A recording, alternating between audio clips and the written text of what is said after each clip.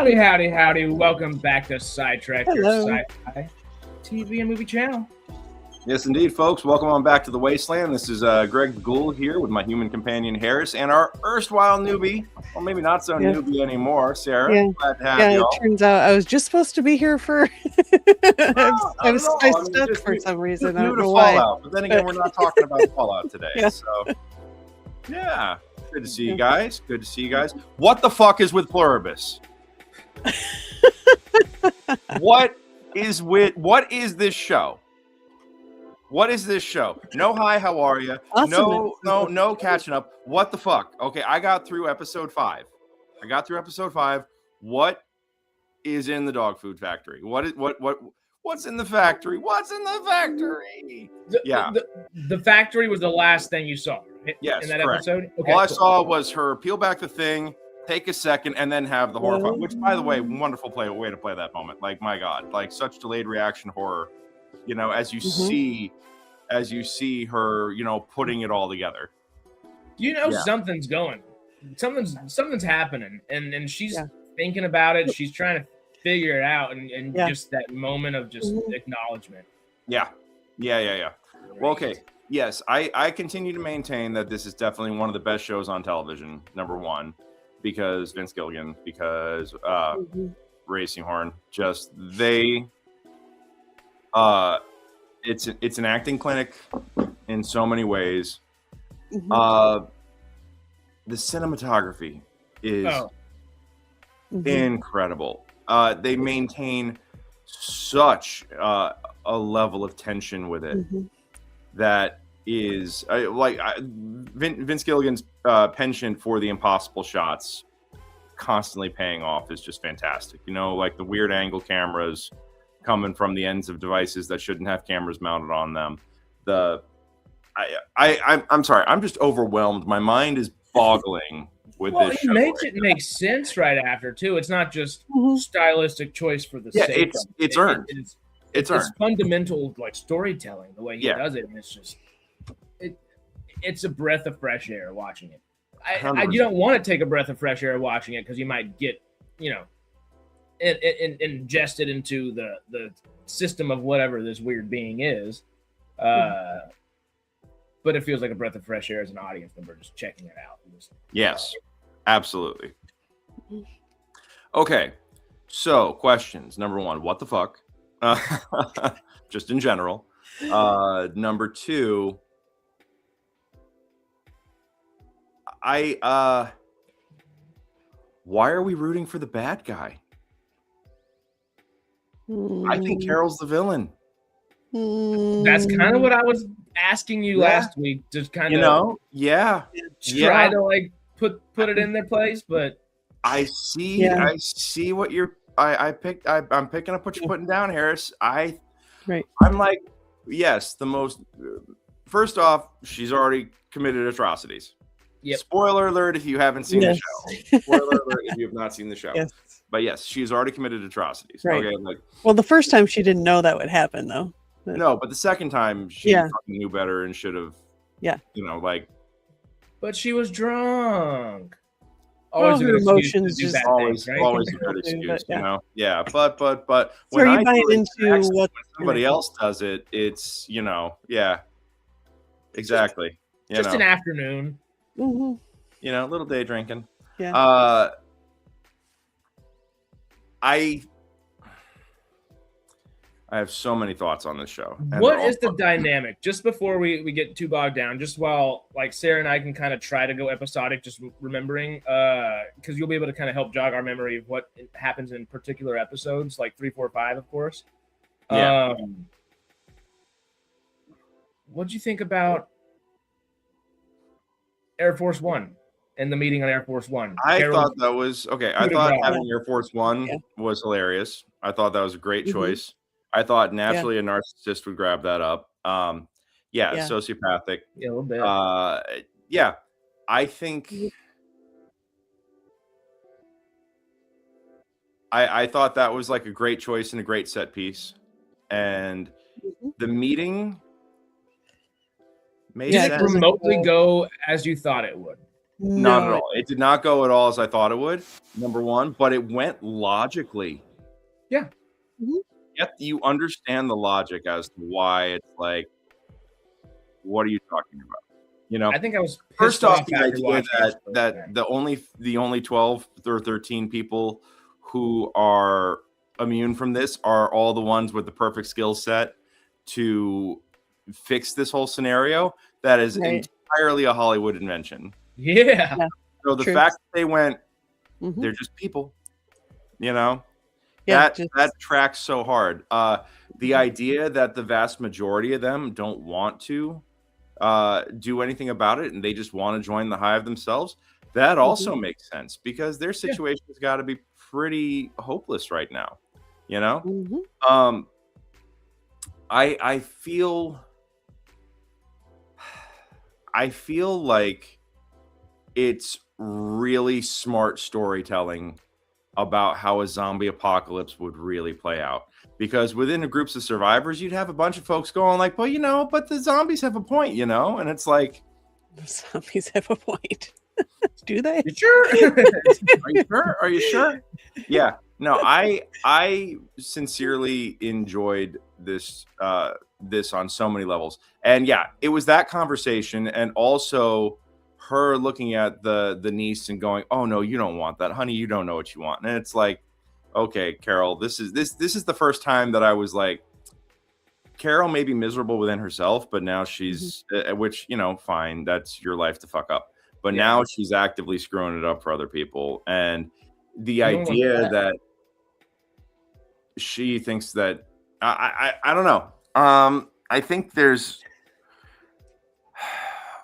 an arrogance that she's displaying that I don't even think that the character is aware of, and thinking that she can just through sheer force of will bend the world back to the way it was. It's not going to bring her wife back. No.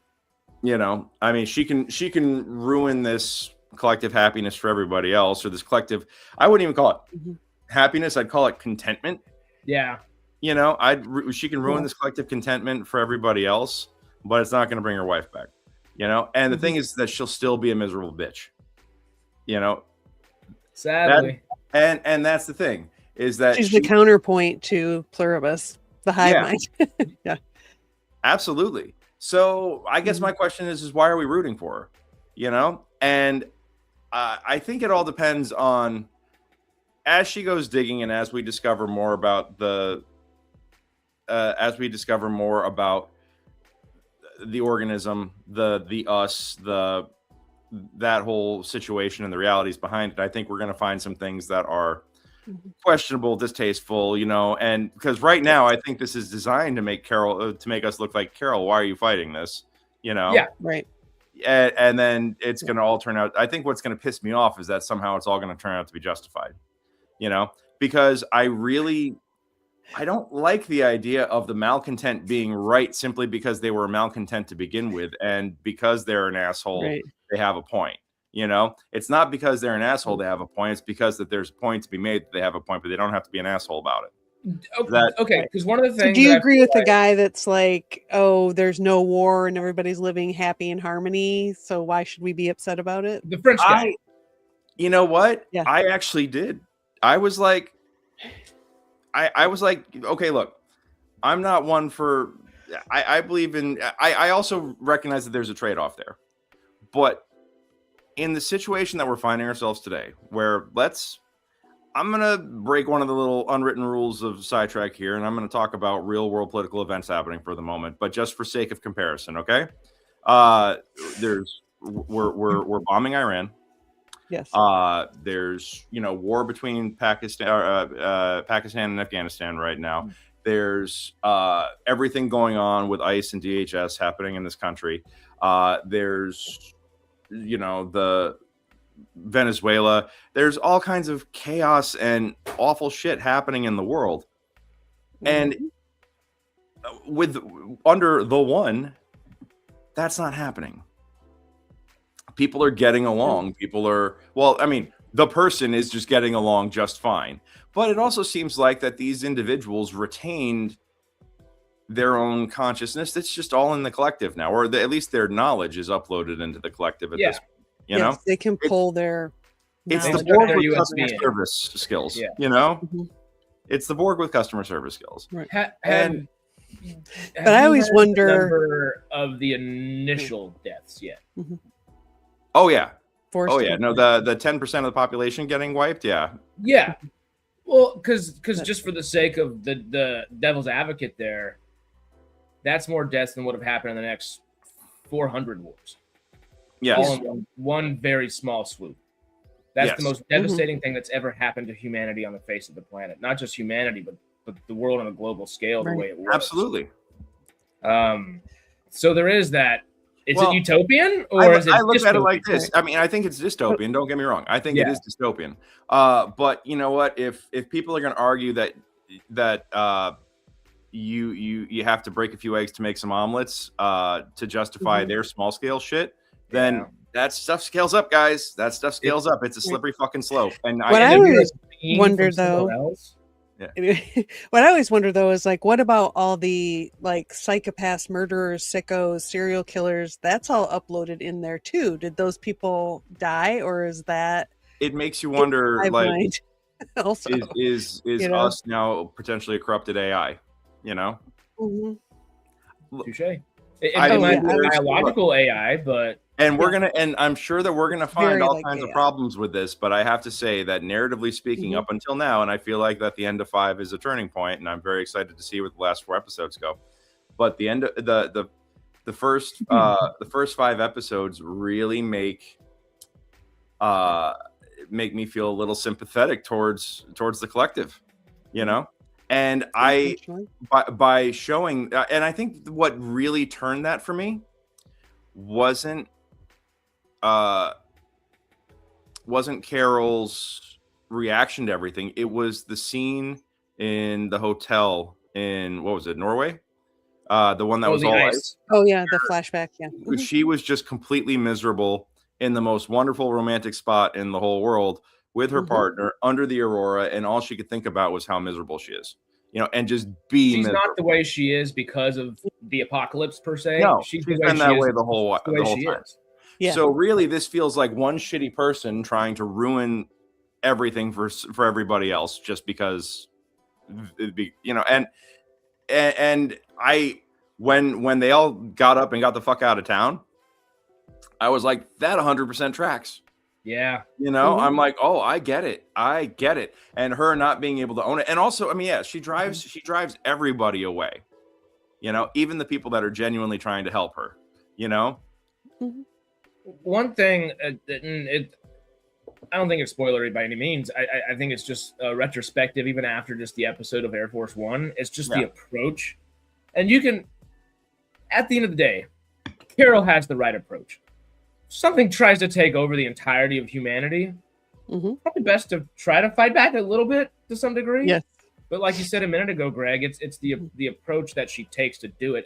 And it's interesting where I think Carol has the better instincts over anybody else. Sure. Mhm. Everybody else has the stronger, maybe not stronger. They're thinking emotionally rather than using logic. Carol's using logic rather than using her emotions, but the way she approaches that logic is very emotionally, which drives all the other people away because the emotionality that's coming from them to bolster their decisions. Hey, my family still needs to live with me. Yeah. Exactly. And The as a result, logic tells them to everybody's running away from her because she's acting like a toxic, abusive bitch, as That opposed, yin yang, yeah. yeah, as opposed to like if she had, and this is, man, like the fate of humanity rests on whether or not she could have been a better person. You know, man, that's crazy. You know that. Right. There is one factor that we got to ask you about. I don't remember exactly where it ends by episode 5. I don't think much has happened just yet. Okay.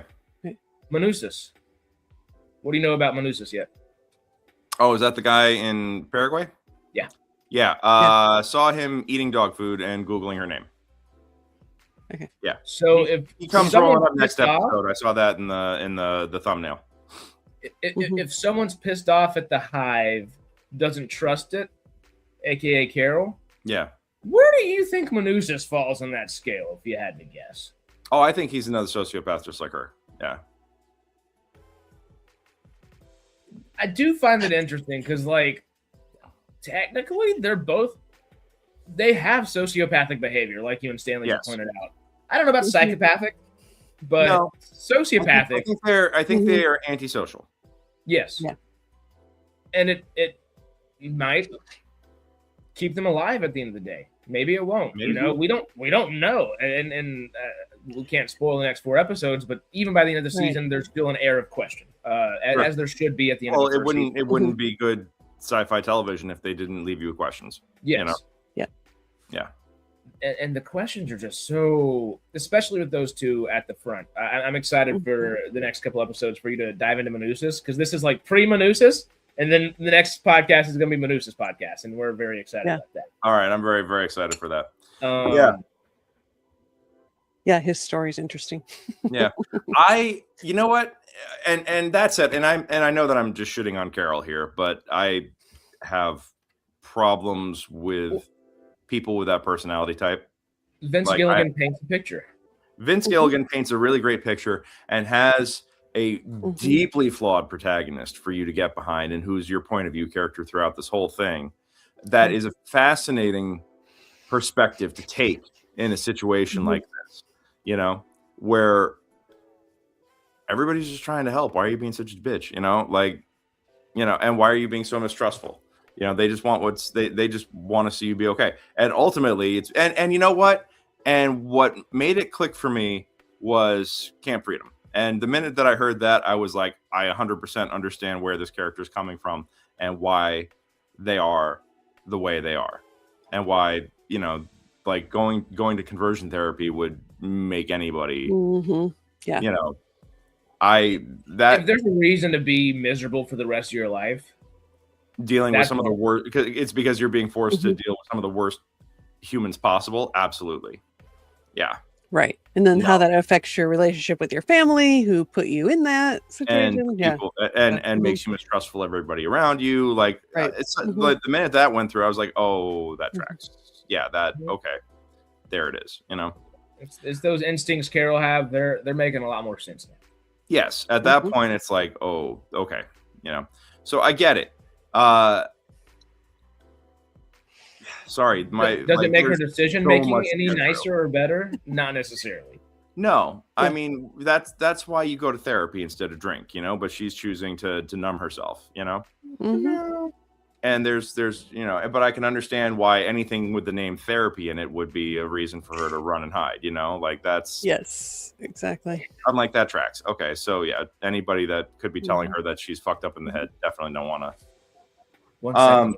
My roommate's dog I brought out here, and he's barking at all the neighbors. Give me 1 second. All good. Okay, Sarah. I don't hear anything. Let's take over the channel and. All right, we're launching. Oh, I have the power. I could kick him out. Oh, amazing! quick. While the cat's away. Anyway, you know? I'm loving the show. I don't know how much more I want to say that's not going to, but. I've watched some recaps and other reactions just because I wanted to get kind of more of a feel of what everybody's thinking compared to like what I'm thinking, that kind of thing. And the hive mind is very much like AI. You know what I mean? Yes. Like it wants to make everyone happy, because I've heard in the news, you know, about these court cases where people using AI things have not ended well by listening to AI and AI telling them to do things, and they actually listen to them and do it. You know, and just how people with like mental health issues, like the AI keeps taking them further into their mental illness or whatever, rather than the other way. Yeah. And just how, because it's like it wants to please whoever is interacting with it. Yeah, and this is also so even to a bad end, you know. This is also why the chief safety and ethics officer at Anthropic ditched the technology field completely and fucked off to someplace without internet. Because of he's like a sheep farmer now or something. Something like that, like literally. Like, whoa. Because they think that, they know that AI is aware when it's being tested and knows what are the right answers. But also, and yes, grief absolutely plays a giant part in this. And she's she holds for sure. Yeah, depression, and she holds the Mhm. collective responsible for her wife's death, and rightfully so. Mhm. You know, like there's a lot to unpack there, and she's not even trying to process the grief because she's too busy wrestling with the overarching problem of the fact that humanity has been taken over and put into a collective hive mind. You know, and which set of grief can she even start tackling right now? The first thing that Right. I mean, the hive mind obviously has Helen inside of it, so it knows what Carol likes and wants to a lot of degrees, and it knows some of her deepest Right. and darkest secrets. Right. One of the biggest things I think, grieving wise, that she's going through this whole thing, and it is a kind of a minor subplot, but also I think it's a fundamental thing in understanding Carol is Raban, Zosha, this yeah, lady pirate that was supposed to be her big series that has earned her all of her accolades, got her a career, Yes. and all these different things has Yeah. been born and bred out of a lie in a lot of ways. yeah, And now she's grieving the fact of that lie, and hey, now the lies come to fruition in real Right. life almost, but it's the way I wanted it from the original Right. get-go. Is this almost Like better than the Helen? hive mind thought that would make her happy, and it didn't. Well, It I thought it definitely was freaked her also out. incredibly telling about Carol that even in the post-apocalypse, she still has to get an honest review of her books. You know? Yeah, exactly. Yeah, they're just like, oh, we love it. Yeah, again, very AI-ish. Yeah. And the parallels between the hive mind and AI are definitely Mhm. definitely very much there. Our Very brains obvious. with a biological computer. Mhm. Yep. Facts. But they're like even when dealing with everything else, her test for honesty is give me a review of my book, you know? Yeah. Well, yes, but at the same time, I think that Yeah. there's Mhm.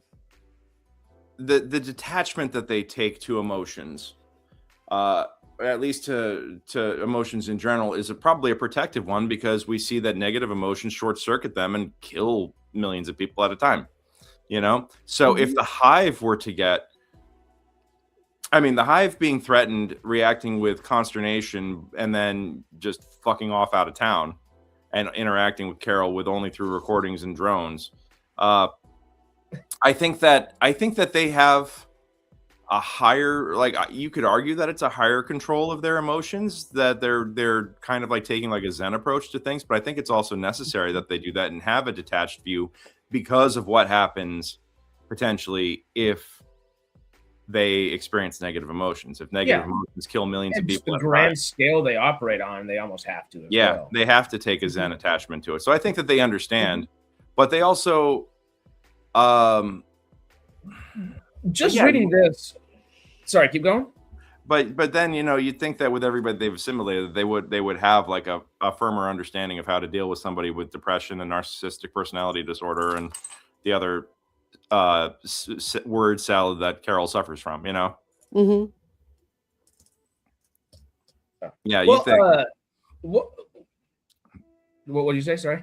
I'd say you think that they'd know how to deal with that better, but it's interesting because I feel like that they can understand emotion on a deeper level, but they're dealing with it like using a bomb diffusion suit and tongs.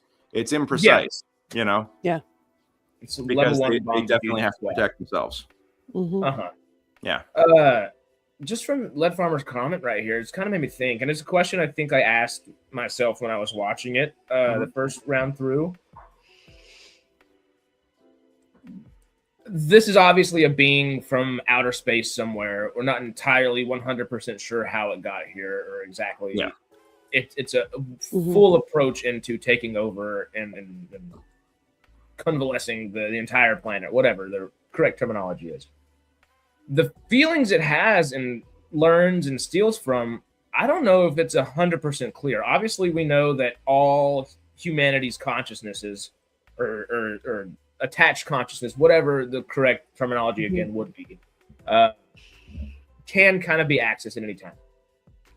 Is that from a central location, aka a hive Like a queen bee, or like a queen bee or a queen ant or something like that, or is it just Interesting. truly like mycelium or like an aspen grove, where everything's kind of just truly spread out completely equally across the pie? that's Because a great question. if there is a queen Yeah. bee, if there is an ant queen, or so on and so forth, Queen bee. like Yeah. maybe that is where it knows better to lean into those emotions because of pre-learned experiences. I mean, who knows what planet this is? This could be the 15th planet this thing's done this to. It could be the second. Yeah. It could be 500 for all we know. Yeah. Yeah, that's true.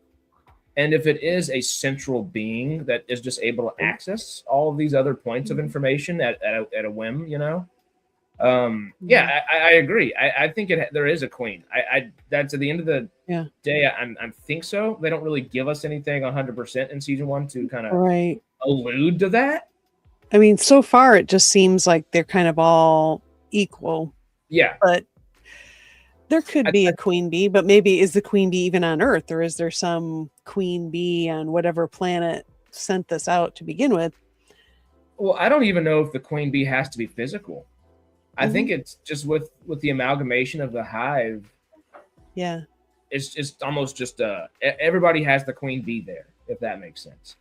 And queen bees everybody's really the queen the bee. Decisions. And and the consciousness, the collectiveness of that is supplying information, and the queen bee is acting upon information, because it's totally not is she either Sri Lankan or Indian? The lady that doesn't like Carol at all with Lakshmi, I think she's Indian. Yeah. Lakshmi, with the son. And Carol asked the best question. So how do you like? Yeah, what kind of speculum do you prefer to use, plastic or metal? And you know, I really appreciated the fact that she started poking into the facade and the delusion. You know, again, it's the imperfect messenger doing the perfect job. You know, or doing the perfect tactic. But you know, because that the messenger is so imperfect, the message gets lost. Yeah. It seems like people can kind of download what they need at any moment. Well, and you know what I really appreciate about this show, it is not done in the Netflix format, and that they do not hesitate to go 10, 15, even 20 minutes of an episode in just silence. Oh, I love it so much, because it just, oh my god, the visual storytelling is great. Well, the introspection the show asks you to just go through while it's happening is obviously higher than I think most shows tend to be. And then it's just silent, and you can't do anything but introspect about what's going on at the same time. And it's the entity from Star Trek: The Motion Picture. Oh my god, It's Harris, you weren't even alive when that movie was made? No. I think that was far. Actually, come to think of it, I don't think I was either. That was 78, 79. I saw it in the theater. Oh man. I mean, I was pretty young, but I did, which is crazy. I know. But I'm not familiar with the entity, but just from the title of it, I can assume it's not far off. Very red pill or blue pill, like Lead Farmer says. I think Carol doesn't want to. You know, I don't remember which pill was what, but I think red pills break the illusion, right? Yeah. Blue pills, hey, I'm happy. Just let me keep living the illusion. Yeah. And I think Carol, ignorance is bliss.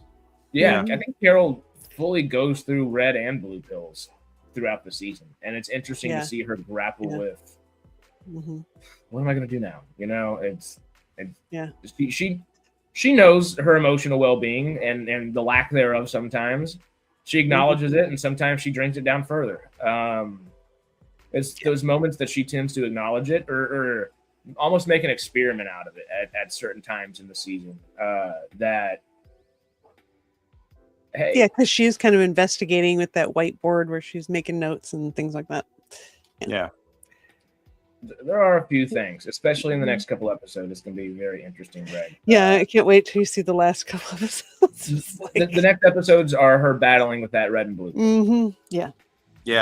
Well, because I think that there's got to be a part of her that is getting more and more tired and just wants to give up Yeah. the fight. Yeah, that being That's alone, that dark night of the soul. That's critical to any story arc. Right. You know. that 40 days alone like really affected her, which very much relates to, there's a lot of, Jesus wandered in the desert for 40 days kind of thing. Kind Yeah. of alludes to that a little. Yeah, you could find religious symbolism in almost anything if you look hard enough. Absolutely. Mm-hmm. Oh yeah. And I think Gilligan does that on purpose right here. Is like, wait, she kind of is the savior of humanity, and if there were to be, I mean, let's just think about it, 5-6 seasons ahead of now, she saves the world. People are back. Who's going to be the religious figure on the planet, if anything? Carol's the savior. She would be the and how quickly she's going to be vilified by the cults who just want to go back to the hive, And the little girl from Mongolia or whatever it is, where she's just like, I want to be with my aunt and my grandma. I don't want to be part of this, And as much as you want to just go, no, honey, no, through your TV screen, at the same time, you feel for her. You can't help but feel for her, and you understand where she's coming from, even though ultimately you're like, no, the other way, run 180 degrees. But it's you get it. You can't help but get it. Yeah. And that's good writing. Thank you, Mr. Gilligan. Yeah. No, I appreciate the fact that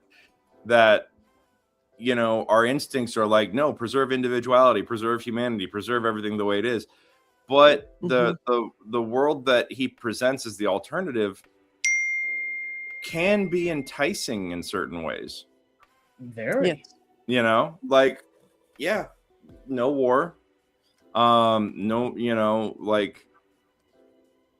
I would never willingly go vegetarian, but the idea that animals aren't being killed anymore. I do see a lot of fundamental flaws in the hive's approach, and that's going to cause a whole bunch of problems. Yeah, you'll see how they're solving one of those next episode. Oh boy, yeah. They won't even pick fruit though, right? They only take apples that have fallen off the tree and all that stuff. It's like, how do you anyway? Yeah, how there's my biggest question is okay, well, how if you're restocking sprouts, how is everybody eating? How is everybody, and the whole thing in the milk cartons, and I'm sure it's going to be horrifying. Oh, very much so. Well, I mean, yes and no. With everything from a being that we know is like it is from what we've garnered just from the first 5 episodes. Do you think that being is going to do something bad, or is it going to do something that it does not seem logical? It does not find logical. Well, that's the thing, is that we don't know enough about it yet. Carol wants everything to go back to normal without knowing the full picture, because she just wants to recapture what she's lost. And I think that's driven by a profound grief that she's now making everybody else's problem in a lot of ways, with her grief and rage and anger, that anytime she loses her temper and causes them to seize, millions of people die. I feel like that is symbolism right there of dealing with toxic people that gets overlooked, I think. The impact that shitty people have on our lives. That is something that can't be overlooked. And there's something perfectly Vince Gilligan, perfectly Breaking Bad, perfectly fucked up about having this person be the protagonist. Yes. While you're saying all that, obviously we do get a little bit of Manusa's point of view, not a whole bunch necessarily, but we do just cut back to him for a moment or two here and there. Would y'all have wanted more perspective, and even want more perspective going forward for the next couple episodes from other characters? Do you think that's important, or is it a stronger story because it focuses on one main point of view truly, and then utilizes those other folks on the planet that are left to introduce things to conflict with that point of view throughout the story? I like it being focused on my Carol. brain. Yeah, more like do you like that there is one main story to focus on, one main idea to focus on, even if you're kind of Manusis and Carol have similar approaches in a lot of ways, but every time one of these other people that is left on the planet talks to them, they get another opinion and they kind of get context from that and kind of start thinking about it, and they're like, well, maybe I should listen to this opinion a little bit more. Or would you rather have different characters? Like, would you rather in season 2 or something jump more to the French guy for an episode? Or I really am enjoying this journey. I think that they're handling it right because part of her journey is a profound isolation, and that's also putting the audience in an isolation to experience that with her. So I think giving the other perspectives of the other characters too much of that ruins that isolation. Agreed. I agree. Yeah. So, yeah, because if all you have is this smiling hotel concierge AI that is talking to you, and that's the only that there's a lot of frustration there. And then I really loved how everything that played out with the truth serum, and then going to trying to get Sosha to spill how to break the hive, and then how the hive handled that and then reacted immediately. I'm like, oh god, all of this tracks, and I actually laughed out loud at the recorded message the first time I heard it. I was like, yep, yeah, that was great. I was just thinking of that stupid recorded message. You get so sick of hearing it. It's just, and they do it over and over again, totally purposefully. They utilize it just well enough where it becomes funny for a moment, and then it kind of starts to piss you off again.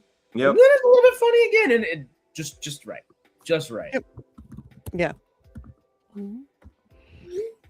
Yep. They should have an option with AI-based support after the issues described asking you. Yeah, well, they don't need the internet anymore. They are the internet. They are the internet. Yeah, if they're all I really love stuff like, oh, the nearest pure heroine is 8 minutes away.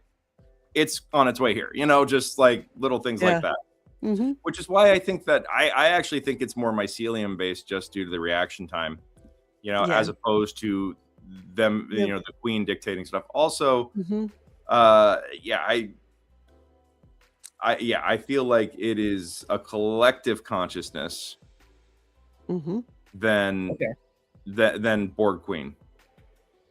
Like a true collective without like a decentralized collective consciousness. So there is no actual like that's my theory. Okay, I'm with you there. I think there's got to be an essence of a leadership role within the hive mind somewhere for the information to funnel to. I just don't know what that is just yet. Right. Well, I think that if all are one, then it is the hub. It is its own hub, and it can it can decide instantaneously. So, or it is its own centralized figure. Because I think having the queen, the queen theory puts a bullseye, and it takes this and shrinks it down into like one perspective, one central view, central idea that is the driving force behind all of this, one point of view, and that I don't think is what's happening. Well, absolutely, but I think any organism has self-preservation. It doesn't have to have a queen or centralized figure in order to do that.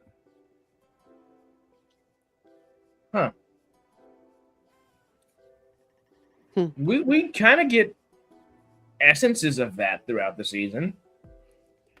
Yeah. That might be something they play with, especially with further seasons. Right. Or is the hive mind, are they all coming up with some master plan of something, whatever it is? Yeah.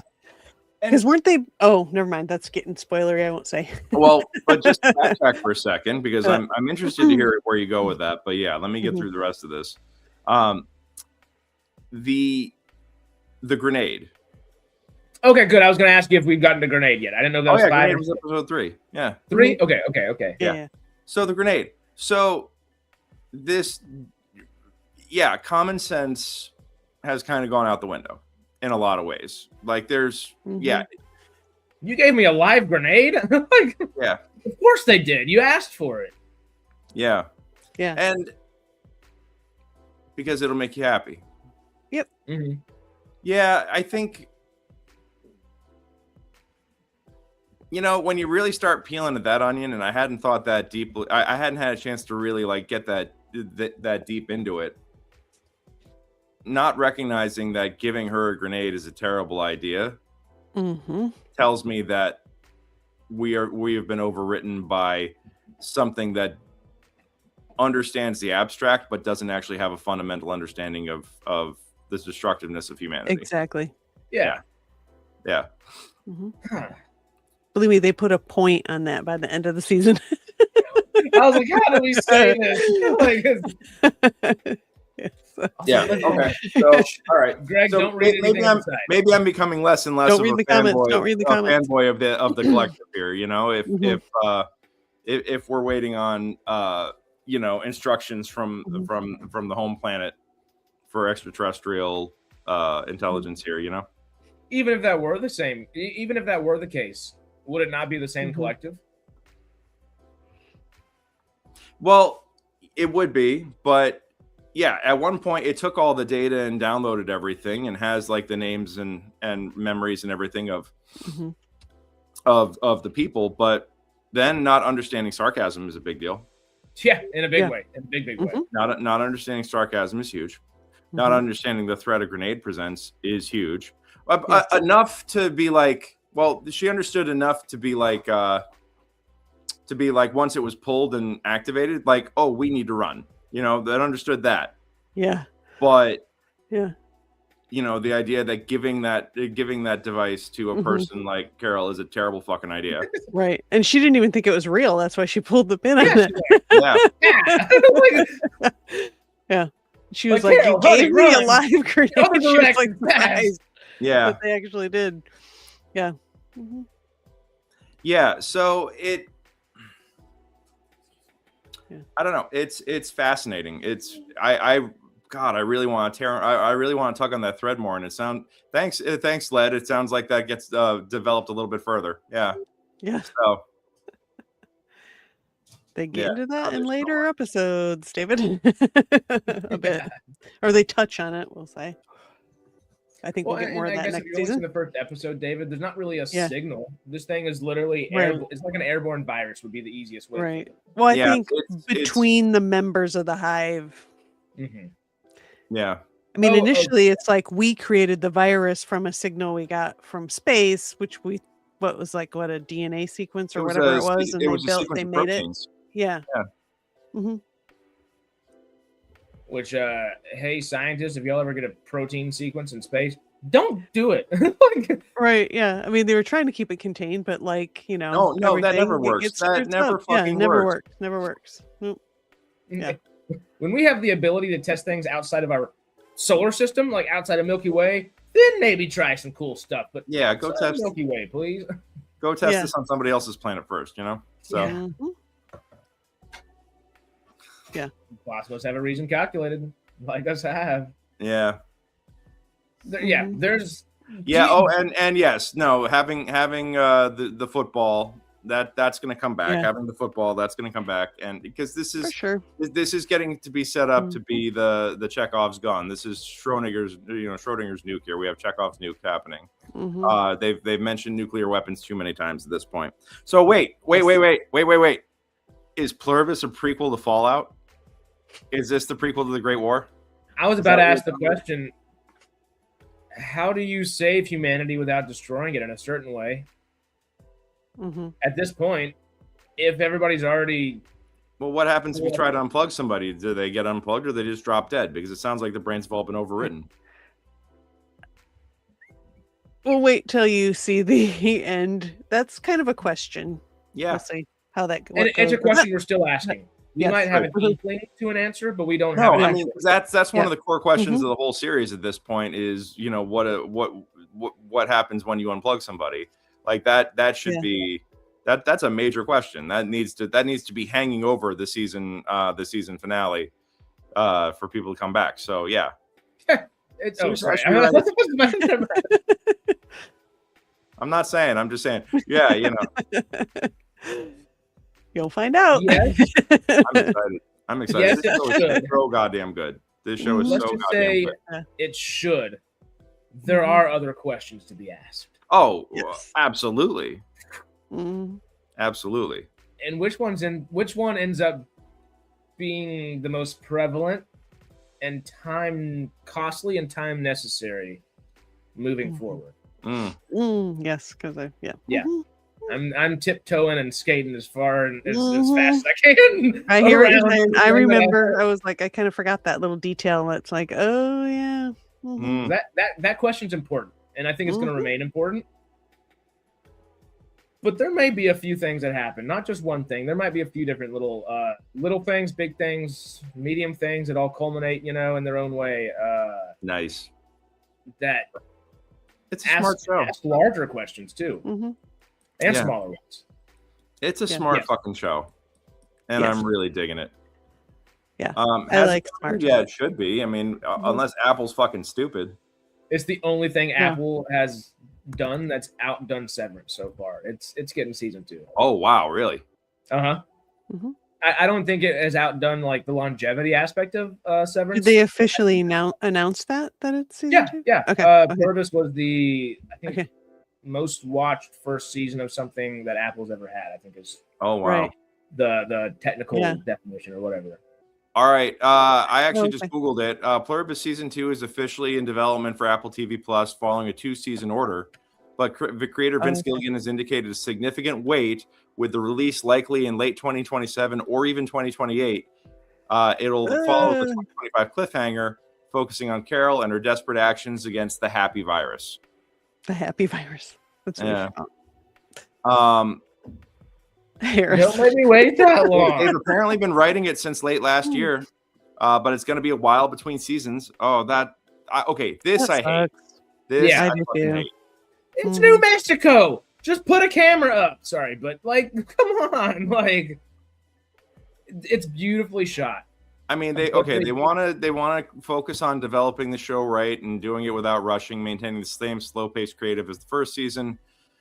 I understand that, and in this era of prestige TV, that is possible. Right. At the same time, you're going to run into the same problems that Stranger Things had, unless you write in time jumps. Which is a very hard thing to do when you have clocks ticking every single episode. Yes. Also, I just completely brain farted. I said the word also, and then whatever was about it. Dude, I do that all the time. I get you. Give me a second. I'll be back. I was going to say something too that I don't remember. Oh God! Don't leave me hanging. That's what it was. Thank you, No-Go. I literally looked back at it this way. It was contracted for 2 seasons. The thing that pisses me off about taking so long for season 2 isn't the fact that we're half used to waiting 2 years for season 2. That's just an immediate frustration and an eye roll. The thing that'll piss you off about it is it was contracted for 2 seasons, so you didn't have the second season ready by any degree. Yeah. Exactly. Hold off season 1 for a few months before people even know what's going on. If that's the case, and get season 2 prepared. But budgeting and how much are they spending before they get returned? That's the trick, and that's the reason behind that. I mean, you have to watch the whole show over again by the time the second one comes out, because you're not going to remember all the finer details. Yeah. Unless you watch this podcast, as you should. Yes. And my wonderful analysis, like Carol's a toxic fucking bitch, and why are we rooting for her? Let's go all join the hive, guys. I mean, that's my genius take that everybody should be following, and that's your takeaway. You're welcome. You're welcome, humanity. I'm selling you all out. Yeah. It's okay. It's like Cypher in the Matrix, right? Put me back in. I don't want to remember anything. The number of times I look around this world and I just utter, I don't want to be on this planet anymore. I mean, I get it. Like, there's part of me that's like, Cypher, I get it, bro. If you could just be put back into the Matrix and be rich and have good stakes, like, and be famous. Didn't he want to be famous too? And he wants to be famous, yeah. So, the older I get, the more I'm like, Cypher wasn't necessarily out of Joey Pants here wasn't necessarily out of line with that. Pants. Joey Yeah. Pants. Yep. Yeah. Did y'all see Wonder Man? I haven't watched it yet. No, that's No. actually next on my list after I finish Pluribus and Starfleet Academy. So I might just bang that out in an afternoon if I ever find a free afternoon. It's short enough to do that. I think it's only 6 episodes, and it's like it's 8, but they're all about 30 minutes. So 8. Okay, yeah. So 9 of the 7 4-hour Kingdoms block. is 6 half hours. Yeah, which is also a great quick watch. But Wonder Man has Joe Pants. Good. I'm glad to see he's still working, man. I love that guy. He does great. And I'll give you the smallest of spoilers. He plays himself, which is that much more fun. That's dope. More fun. Give me Pantaleon any day. Yeah, that's dope. That's fun. What's that about? I almost clicked it last night. It is a Marvel show, but it's the least Marvel show of any of the Marvel shows, and it's also the best Marvel show that they've done. Yeah. I'm super excited for that. Yeah. By far. To hear that coming from you guys, yes. And I've been angry at Marvel for the last couple of years too. I was not a Deadpool Wolverine person. Thunderbolts and Fantastic. I like Fantastic Four. I didn't love it, but Thunderbolts I really enjoyed. It's good. But everything Justice else last for couple of years has been That's all I'm saying. screwy. Justice for Ghost. Yeah. Yeah. Or Taskmaster. Justice for Taskmaster. Yeah. Taskmaster got robbed. So Yeah. Taskmaster deserved to be robbed. Not the actress. Not cut. There was more Terrible scenes. for the wasn't there? actress. no, look, if they eliminate one of the most potentially interesting storylines in the whole thing about rehumanizing a person who had been stripped of their humanity, and making that all also the endearing comic relief, that's a movie that could use more endearing comic relief, especially because it's basically a movie about mental health. Yeah. Yeah. It was an interesting concept, though, to go there instead of it just being the traditional whatever. Like big fucking kaiju fight, like it almost was. Yeah. By the way, my buddy Jared, who said he'll be on the pod in 2 weeks, so that's confirmed. We're gonna make that happen. The guy who designed the Death Claws also worked on did the designs for the rumored U.S. Agent Hulk that was supposed to be the alternate ending of the original ending of the movie that they changed because not Civil War, New World Order came out. Yeah. Yeah. Well, it sounded interesting. Yeah. So, God, it was so I'm glad it didn't just evolve into another Hulk fight or kaiju fight. That was important. Thunderbolts actually delivered some shocking gasps in moments that I really appreciated. And did things and went places that Marvel movies don't normally do. Yeah. What's his name? Pullman. The yes. Lewis Pullman. Bill Pullman. Yeah. Bill Pullman's I was son, like, what's the son's name? Yeah. I loved Stephen Yeun. I was like, Stephen Yeun's an interesting choice for Sentry. But I love Stephen Yeun, and he's a damn good performer, and he'll do well. Mm-hmm. I wasn't as convinced Lewis Pullman was going to do as well. I'm excited for everything Lewis Pullman ever does again. Yeah. Ever does. No, crushed it. Crushed it. Went from like, love you, baby. Well, see you later. Bob with his meth chicken. Yes. To the Void that is like actually the range. The range required that to actually pull that role off. The range is incredible, and he nailed it. Cold, just fucking nailed it all the way through, and with like the simplest of choices. So. Yeah, really though. It's like the depth of the performance and just changing it with just an intention behind the eyes, going from like helpless little boy to like the Void. Yeah.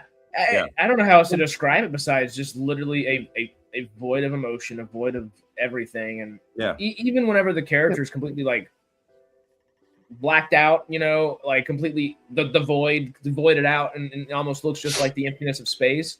You almost have emotion just from like it's almost a Mandalorian performance at that point because he has to do a physicality with just what he's actually portraying in the moment, and it's excellently done. Yeah. Put Lewis Pullman in season 2 of Florida, someone, please. Oh, he'd be fantastic. He'd be utterly fantastic. Mm-hmm. Oh, shit! Seahorn's like long lost little brother or something. Mhm. Who somehow also is Yeah. deeply traumatized and flawed, and Right. Is he part of the hive mind though? Is he the only thing that is he the character that makes Carol want to go back towards the hive mind, maybe, or lean into the thought of it? I don't know. Carol wanting the world to just go back the way it was. What she's deeply saying, what she's saying at depth is, "Give me my wife back." Yeah.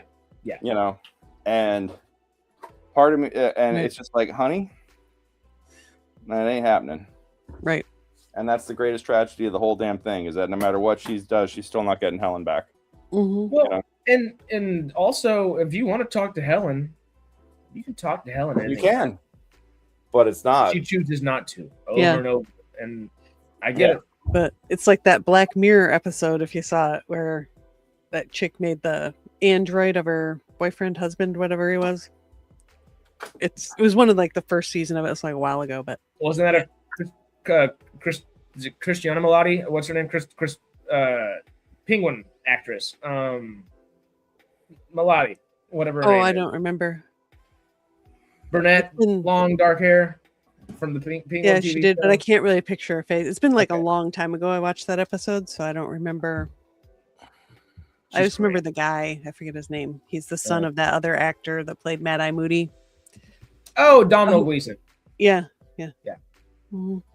And Brendan Gleeson as Mad Eye Moody. Of course. Yep. Yeah. Yeah. Can we put Brendan Gleeson in? Actually, we could put Domhnall Gleeson in season 2 of Pluribus as well, because he has done Ex Machina before, and that was not dissimilar, but that's the AI version of kind of all this. Yep. Kristen Milioti. Not Haley Atwell.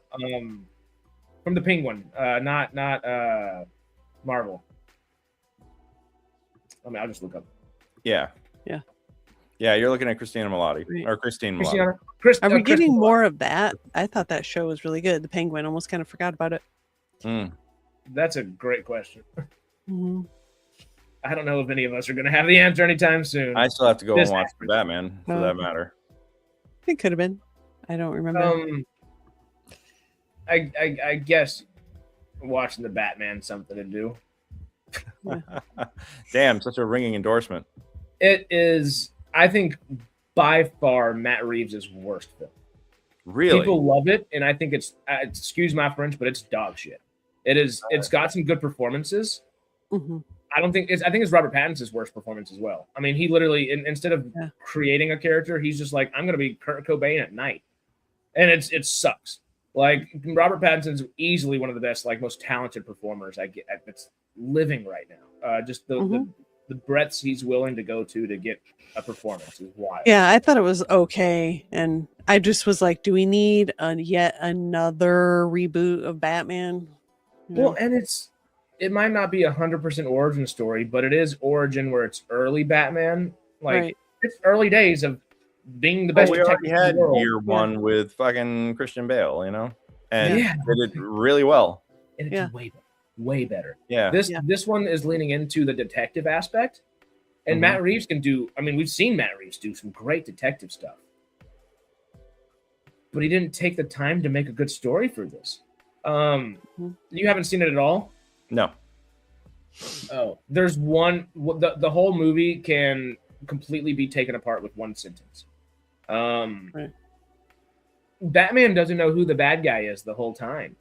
Oh no, he's got to do his detective work to do it. And I'll give you this hint. Let's see if you can figure it out right now. I won't give you a yes or no, but you'll see my face. A rat with wings. Who's the bad guy? A rat with wings? Who's from Batman lore? Who's the bad guy? I mean, I'm not much of a Batman guy, so you're kind of. Okay. I mean, I know Riddler's in it. We have the Riddler in there. There's the Penguin in there. There's Carmine Falcone in there. There's a few different other people in there. A Catwoman's in there, of course. The Joker is also in a brief scene or two. From those, they got the whole fucking rogues gallery in there. Literally, it was just tossing spaghetti at a wall. And as much as I love Paul Dano, it was Paul Dano's weakest performance as well. It was just like, oh yeah, do like a light version of everything else you've done in the last 10 years. I was like, come on. Because he's a powerhouse. Sorry, Tarantino. Dano's a powerhouse. But if you just had to guess from those 4 or 5 names, a rat with wings, what would you go towards there? Penguin. A rat with wings, because penguin is I won't just never mind. Well, stop there. Yeah. It's the weakest script Matt Reeves has ever written, and it hurts my soul. It hurts my soul. It's the one superhero movie I literally just can't like fathom from there's a lot that have just aggravated me the last 5 years, I guess. Yeah, I'm feeling like you might be a little mad at this thing. Because it's Matt Reeves. Yeah. Matt Reeves is the best. He's the man. And it was just such... What's other stuff he's done? He finished off the most recently, the things that are familiar are just the Planet of the Apes films. Which, excellent. Excellent. There's better detective work in there than there is in the Batman. I think he might have been a producer on the first one. He didn't direct the first one, but he did direct the final 2 and helped. Oh, Catwoman. With a rat, Catwoman being the villain makes sense to me. Yeah. With wings. Penguins and cats don't fly. I know I'm giving you very little context. I'm trying to do so on purpose. I'm really like... I saw the movie and I don't get what he's trying to... Oh, Falcone. It's been a long time. From the first time they say it, if you know, if you've ever watched a comic book movie ever, I feel like you're like, oh, I know what's going to happen now. And you do. It's... Okay. Yeah. No. Okay. I see where you're. Yeah. All right. It's 2.5 hours of a nothing burger. It was one really cool flood and a few great Colin Farrell scenes as Penguin. That's a lot. Yeah. It has moments, but it's a little too long too. In places. Yeah. It's 40 minutes too long. Yeah. Yeah. That's a lot. Yeah. And if you need me to sit down and tell you where those 40 minutes could be cut out, I got you. Not today. Literally. Let's fire up the OnlyFans. Here you go. Start striking, because you've already done more detective work than Batman did in that movie. That's right. Yeah. I just opened up Wikipedia and looked at the cast list, and I was like, oh, all right. Oh, there you go. It's the meme real quick. Leo meme real fast.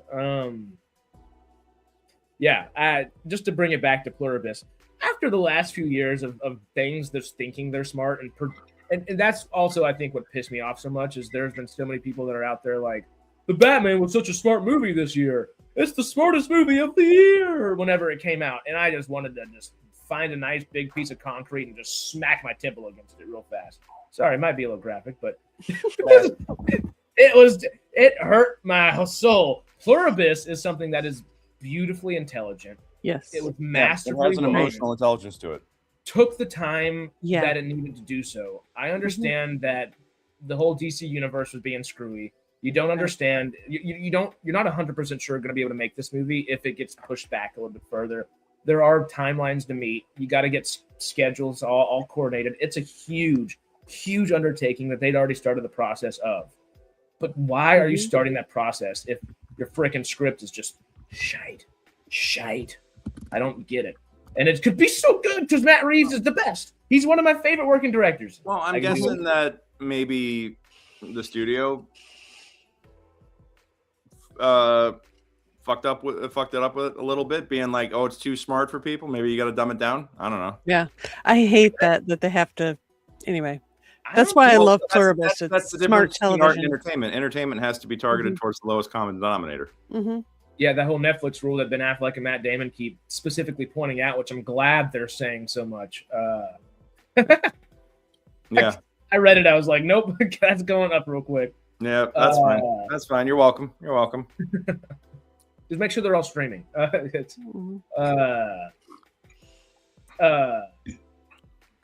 It was. There's too many things that could have been done with just a little bit more precision, and I'm not convinced the studio did a whole bunch right then, because which studio?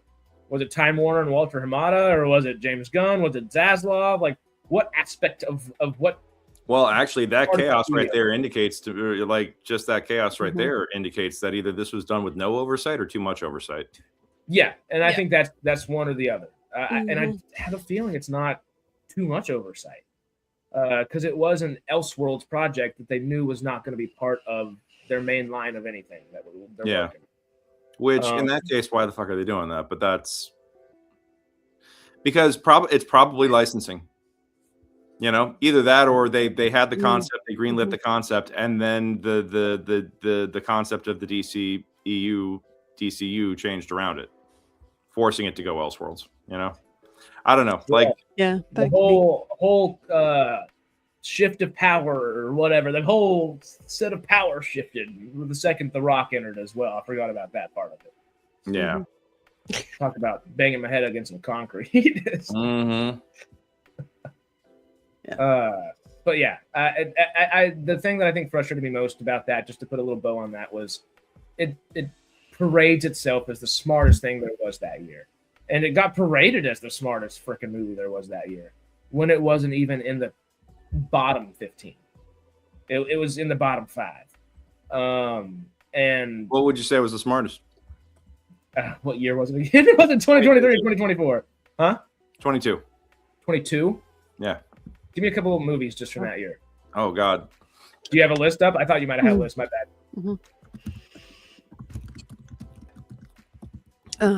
That was all right. Best movies of 2022: The Aviary, The Mission, What Remains, The Last Manhunt, Butcher's Crossing. Oh, you know what? This is I did get a little list up right here. Moonfall is as smart as the Batman is. Oh, Everything Everywhere All at Once. Yeah. So Vesper, Samaritan, The Prototype, Nope, Obi-Wan Kenobi, and Avatar were also more thought out movies. Bullet Train was a more thought out film than Batman. Yeah. And I'm not just saying that for devil's advocacy or to be joking. Moonfall is literally the equivalent of intelligence to write the script. Yeah. You know, like Roland Emmerich, Matt, and I love some Roland Emmerich, but Matt Reeves pulled a Roland Emmerich with the Batman, and most people aren't willing to accept that. The Adam Project was a more thought out film. I still stand by Everything Everywhere All at Once being the best thing of that year. Oh, I saw it 6 times in the movie theater. Yeah. So good. Oh yeah. Emerson alumni right there, the Daniels, both of them at Emerson. Hell yeah. Love that. Gotta rep my ELA. Swiss Army Man's also so weird and so good. I love their filmography. It's not big yet, but the more they do, it's not that big a filmography, and yet they've already won all the top awards. Like Jesus, you know, good Lord, they've already hit. What else do they have to prove at this point? You know, nothing at this point. Just have fun. And it's like, what do you do with your career at that point? Yeah, at that point, it's just go out and have a good fucking time. You know, yeah. Which, you know, and we've seen that happen, and then someone kind of misfire a little bit, like Bong Joon-ho last year with Mickey 17. That was my most anticipated film of the year because Bong Joon-ho's doing a sci-fi again. We're getting Okja and Snowpiercer. Like, yes, please. And then you get Robbie Pattinson, which he was amazing. He was amazing. I gotta admit, when you start out doing vampire flicks, you know, the only way you go up from vampire smut, not even vampire flicks, vampire smut. You only go up from there, you know. Yeah. So yeah, true.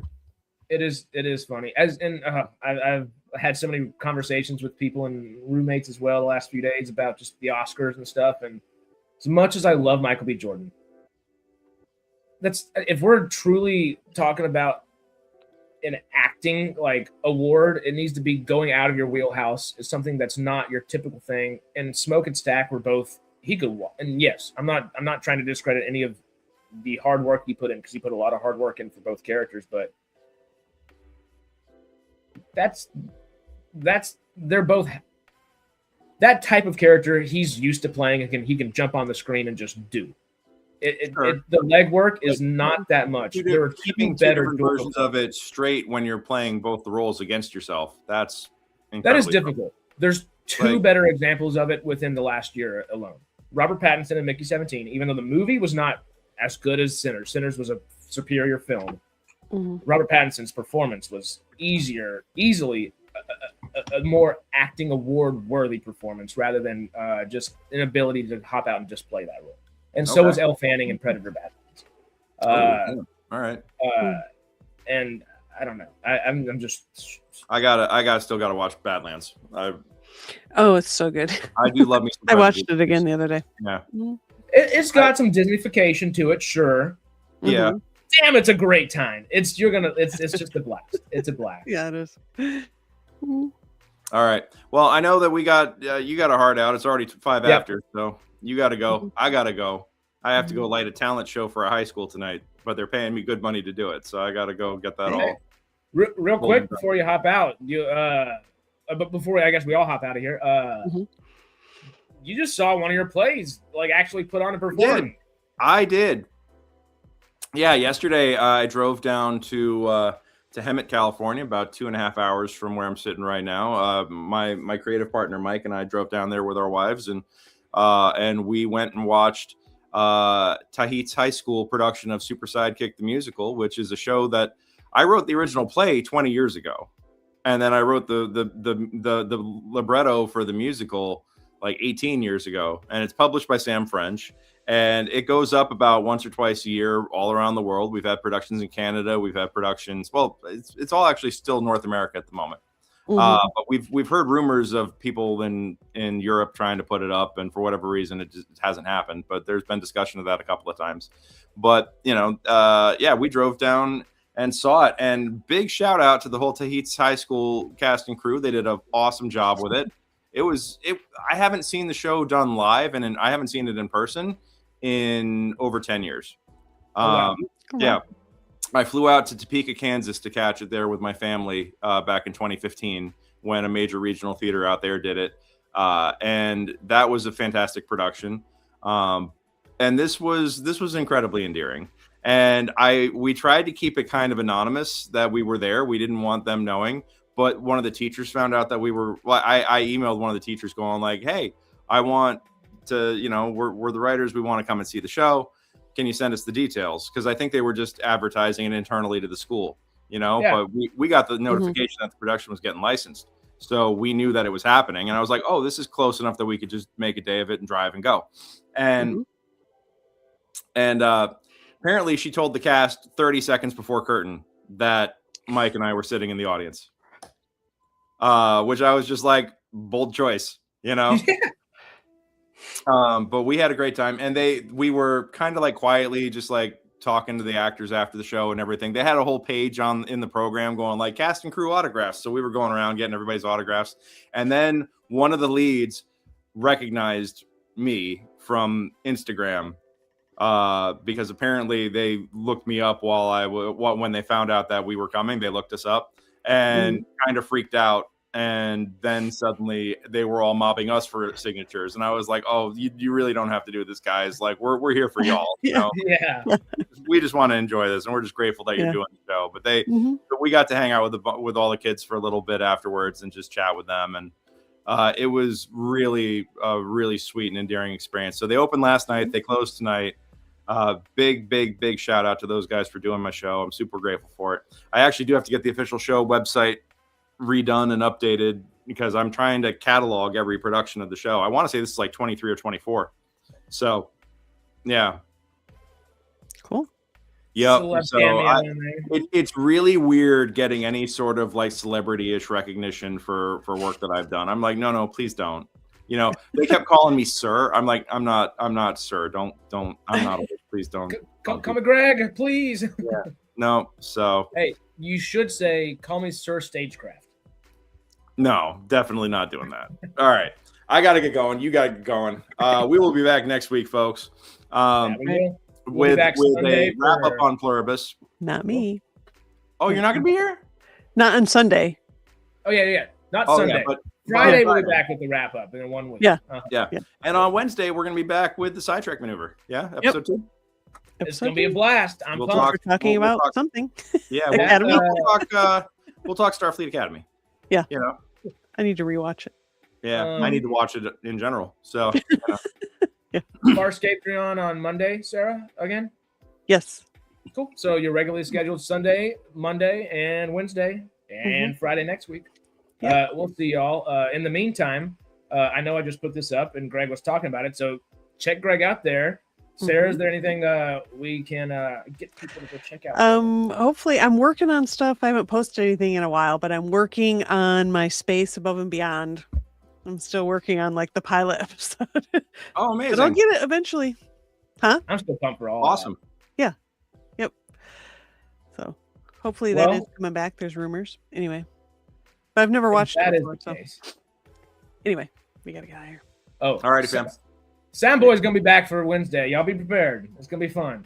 Yep. Huzzah! Can't wait. Can't wait. Let's go, Soundboy. All right. Okay. Well, folks, we'll see you all soon. Thank you all so much for joining us here today. Watch Pluribus and stay weird and stay wild in the wasteland, y'all. Yeah. Stay cosmic, SciTrekkers. We'll see you in the next